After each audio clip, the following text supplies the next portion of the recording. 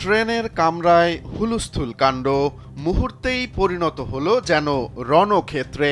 Birth কামরার দখল নিতে দুই তরুণীকে চুল ধরে নামানোর চেষ্টা করছেন কয়েকজন যাত্রী, আর তাতেই পুরো কামরায় বেঁধে যায় হুলস্থুল।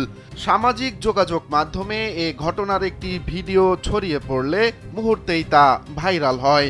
ভাইরাল ভিডিওটিতে দেখা যায় প্রবল হট্টগোল চলছে ট্রেনটির কামরার ভেতরে। এ সময় আচমকাই দুই তরুণীকে তাদের চুল ধরে টানাটানি শুরু করে কয়েকজন যাত্রী।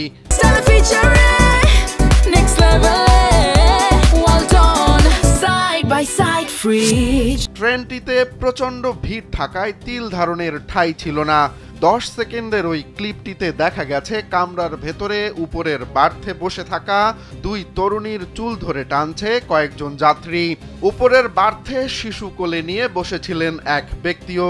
তিনি ক্ষিপ্ত তরুণদের বাধা দেওয়ার চেষ্টা করছিলেন। কী কারণে এই চুলোচুলি তা অবশ্য ভিডিওটি দেখে বোঝা যায়নি। ভিডিওটি কোন ট্রেনে বা কবে ক্যামেরাবন্দি করা হয়েছে তার সঠিক কোনো তথ্য পাওয়া যায়নি। ভিডিওটিতে উল্লেখ রয়েছে ঘটনাটি ভারতের বিহারগামী একটি ট্রেনে ঘটেছে, যা সামাজিক যোগাযোগ মাধ্যম এক্সের একটি অ্যাকাউন্ট থেকে পোস্ট করা হয়েছে।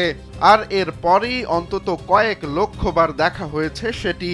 ভিডিওটিতে 3000-এরও বেশি লাইক জমা পড়েছে, কমেন্ট করেছেন কয়েক হাজার মানুষ।